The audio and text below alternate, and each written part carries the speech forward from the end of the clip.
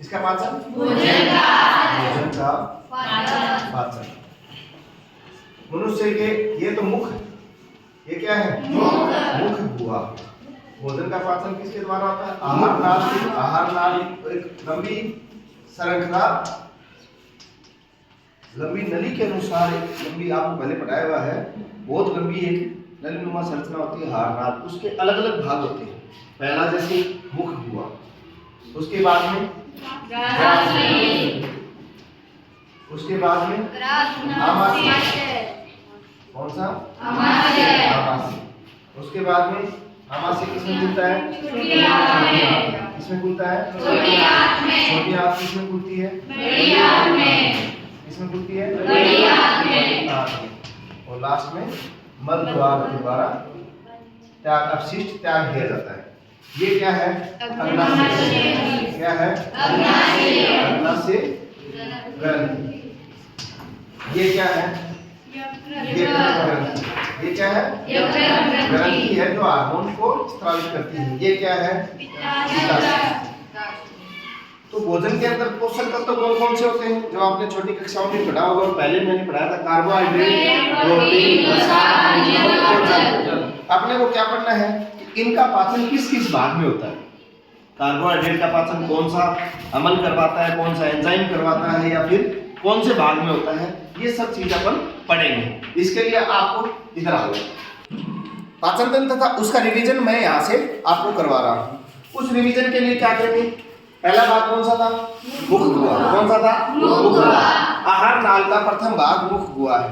मुख गुहा के अंदर दांत और जीभ पाए जाते हैं। दांत है भोजन को चबाने का काम करते हैं और जीभ है भोजन को फिर मिलाने का काम करता है। इसके अंदर एक लाल ग्रंथि पाई जाती है। कौन सी ग्रंथि पाई जाती है? लाल ग्रंथि, जो कौन से हार्मोन का स्त्राव करती है? Ptyalin amylase. कौन से एंजाइम का स्त्राव करती है? टाइलिन एमाइलेज एंजाइम है, इसका स्त्राव करते हुए लाइसोसोम एंजाइम का स्त्राव करती है।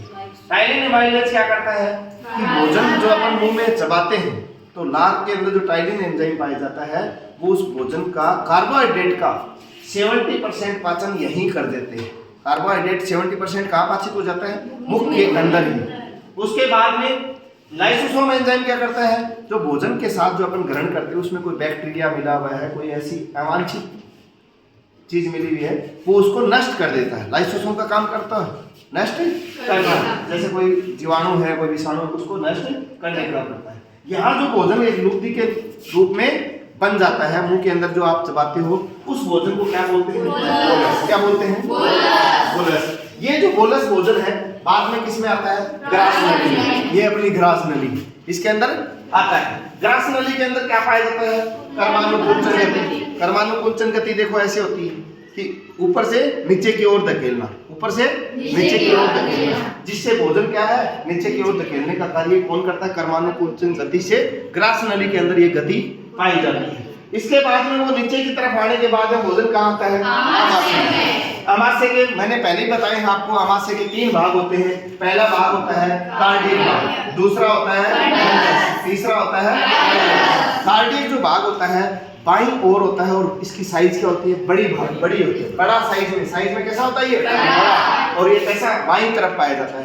इसके बाद में पाइलोरस जो भाग रहता है दाईं ओर पाया जाता है, जैसे छोटा भाग, ये दाईं ओर छोटा भाग, ये बड़ा भाग है, ये कार्डियक है, ये पाइलोरस है। और दोनों भागों को जोड़ने का जो कार्य करता है वो कौन करता है?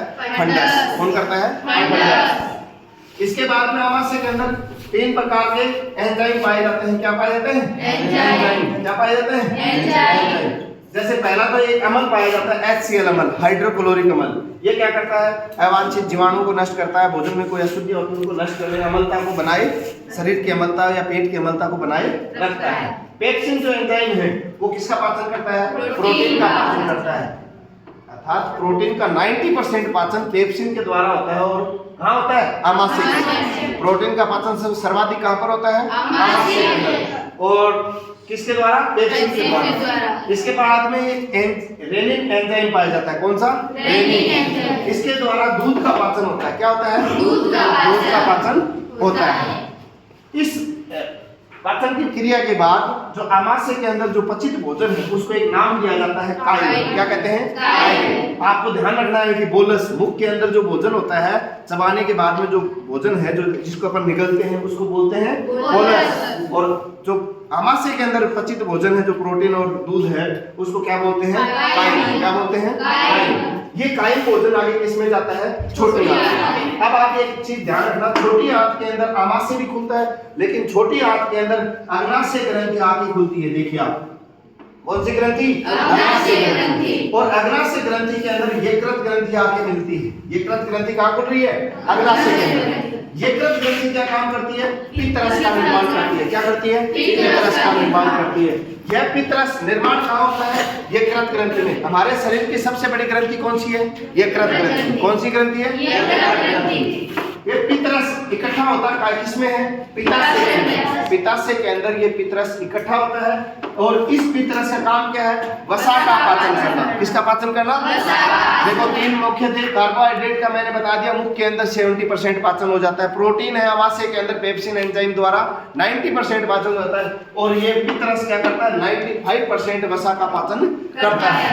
ये पित्तरस कहाँ जाता है? अग्नाशय ग्रंथि के यहाँ जाता है, और अग्नाशय ग्रंथि क्या करती है? इससे अग्नाशय रस स्रावित होता है। कौन सा रस? अग्नाशय रस। उसके अंदर 3 एंजाइम पाए जाते हैं। कौन से पाए जाते हैं? 3 एंजाइम। पहला एमाइलेज, दूसरा ट्रिप्सिन, तीसरा लाइपेज। एमाइलेज एंजाइम क्या करता है? कार्बोहाइड्रेट का पाचन करता है। देखो यहाँ भी एमाइलेज लगा हुआ था, जिसके पीछे एमाइलेज या ऐसा कोई आता है तो वो किसका पाचन करेगा? कार्बोहाइड्रेट का। 70% पाचन यहाँ हो गया तो 30% कहाँ होगा?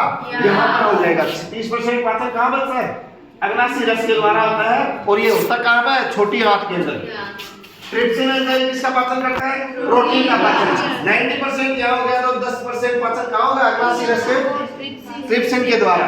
लाइपेज एंजाइम वसा का पाचन करता है। 5% बचा है वो वसा का पाचन लाइपेज एंजाइम करता है, और ये अग्नाशय रस कहाँ जाके आता है? अग्नाशय रस देखो यहाँ पर किसमें मिलता है? छोटी आंत। छोटी आंत का पहला भाग डोडेनम। 3 भाग होते हैं इसके भी। डोडेनम भाग में आकर के ये तीनों एंजाइम मिलते हैं, और इधर से पित्तरस आता है, तो वसा है, कार्बोहाइड्रेट है, प्रोटीन है, तीनों अच्छी तरह से पचित हो जाते हैं। कौन से भाग में पाचन की क्रिया पूर्ण हो जाती है? डोडेनम भाग में। छोटे आंत के डोडेनम भाग में पाचन की क्रिया पूर्ण हो जाती है। इसके बाद में एक भाग है जेजुनम, और तीसरा भाग है इलियम। इलियम के अंदर छोटी छोटी विलाई उभार, अंगुलीनुमा उभार पाए जाते हैं, ऐसे विलाई नुमा, जिससे पृष्ठीय क्षेत्रफल बढ़ जाता है।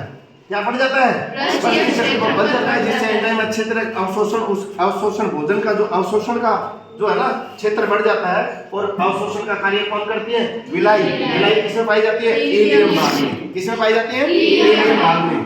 ऐसे इनके बहुत सारे काम होते हैं, लेकिन आपके सिलेबस जो 10वीं का सिलेबस है उसमें इतना ही दे रखा है। आप इस तरीके से भी लिख के आ जाओगे तो आपका अच्छा रहेगा। इसके बाद में ये जो पाचन की क्रिया होगी, उसके बाद में छोटी आंत से भोजन किसमें जाता है? बड़ी आंत के भी 3 भाग होते हैं, सिसम, कोलन और रेक्टम। सिसम भाग जो छोटी आंत के इलियम और सिसम को जोड़ने का कार्य करता है, वहाँ अपेंडिक्स होती है। अपेंडिक्स होती है ना, जो अब तो अवशेषीय अंग की तरह है, जहाँ कई बार लोगों के पेट में दर्द होता है तो अपेंडिक्स का ऑपरेशन करके उसको बाहर निकाल दिया जाता है, क्योंकि अभी वो काम में नहीं आती, उसके अंदर कोई पथरी है और है, ये चीजें होने लगती है। तो अपेंडिक्स किससे जुड़ी होती है? बड़ी आंत के सिसम भाग से। किससे? बड़ी आंत के सिसम भाग। इसके बाद में एक भाग पाया जाता है कोलोन। कौन सा भाग पाया जाता है? कोलोन। उसमें एक लाभदायक जीवाणु पाया जाता है। कौन सा? ई कोलाई जीवाणु। ई कोलाई बैक्टीरिया को बोलते हैं, ई कोलाई जीवाणु।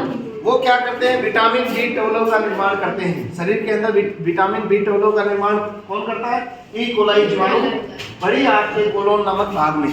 उसके बाद में यहाँ से भोजन जाता है रेक्टम के अंदर। रेक्टम के अंदर भी वो गति पाई जाती है, जिसके द्वारा भोजन बाहर मल द्वार के द्वारा त्याग दिया जाता है। ये मुख्य जो बातें हैं आपके पाचन तंत्र की, हालांकि पहले की मैंने आपको डिटेल में पढ़ाया हुआ है, वो आपका लिखा हुआ है, लेकिन उसके बाद में आप रिवीजन करते हो, एग्जाम का टाइम है अभी, रिवीजन करते हो तो आप इसको देखिए और इसको समझिए, उसके बाद में आपका पूरा आंसर हो जाएगा। ओके, क्या है? आमाशय।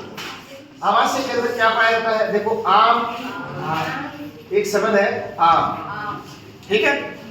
अब एक कल्पना करो कि रेन थी, रेन बारिश का मौसम था। क्या था? बारिश का मौसम था।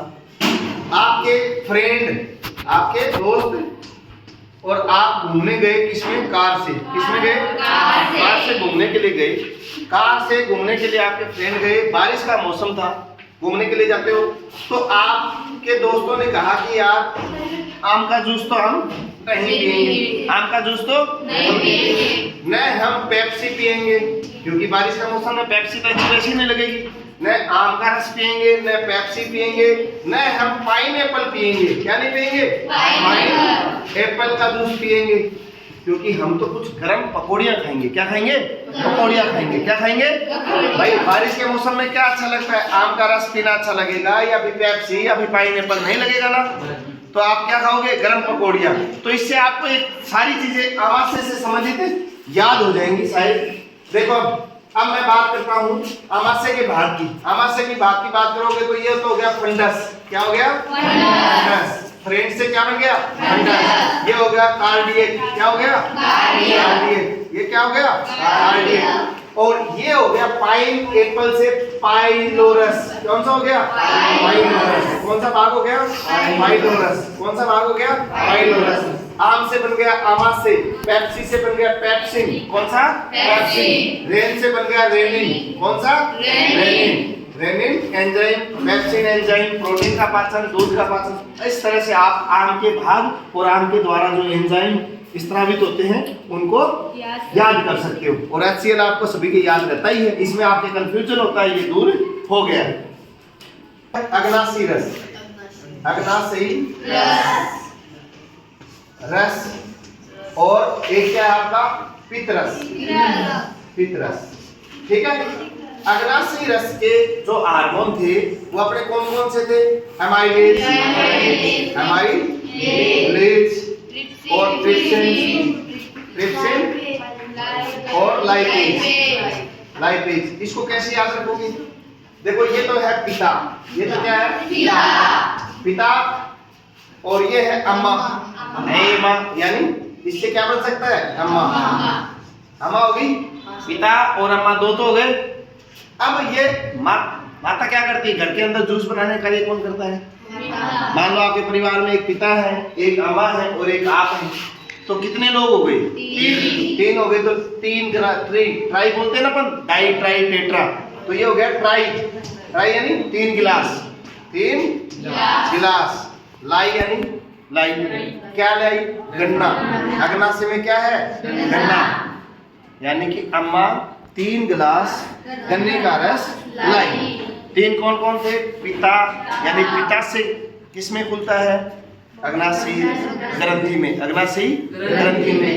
ये ग्रंथ में बनता है पित्तरस। तो वैसे ही उसी से क्या बन गया? अग्नाशयी रस के अंदर जाकर कौन मिलता है? पित्तरस मिलता है। तो यह हो गया कि अग्नाशयी रस में क्या क्या होते हैं? एमाइलेज यानी अम्मा, ट्रिप्सिन यानी 3 गिलास, लाई यानी लाई, गन्ना यानी गन्ने का रस। ऐसे आपको याद रखना, आइडिया रहता है। कई बार कंफ्यूज हो जाता है, बस इतना ध्यान रखना है कि एक तो बड़ा भाई था। कौन था? बड़ा भाई। एक छोटा भाई था। ये तो आगे छोटी आंत, ये आगे बड़ी आंत। ये कहाँ गया हुआ था? शिकार पे गया हुआ था। कहाँ गया हुआ था? शिकार। शिकार से आपको शीशम क्या याद रखना है? शीशम। का से कोलोन और रे से रेक्टम। ये शिकार पे गया हुआ था। छोटे वाले को जची की आज तो भाई तो कोई डांटने वाला है नहीं, कोई पढ़ाई के लिए कहने वाला है नहीं, तो मैं तो नाच लेता हूँ। क्या कर लेता हूँ? नाच लेता हूँ। तो इसने क्या बजा दिया? डीजे। क्या बजा दिया? डीजे। क्या बजा दिया? डीजे। तो डी से डोडेनम। क्या बजा दिया? डोडेनम। जे से जेजुनम। जे से जेजुनम। ई से ईलियम। ई से ईलियम। अब ये ध्यान रखना, छोटी आंत पहले आती है आपके। छोटी आंत कहाँ आती है? पहले आती है। और छोटी आंत के भाग कौन कौन से?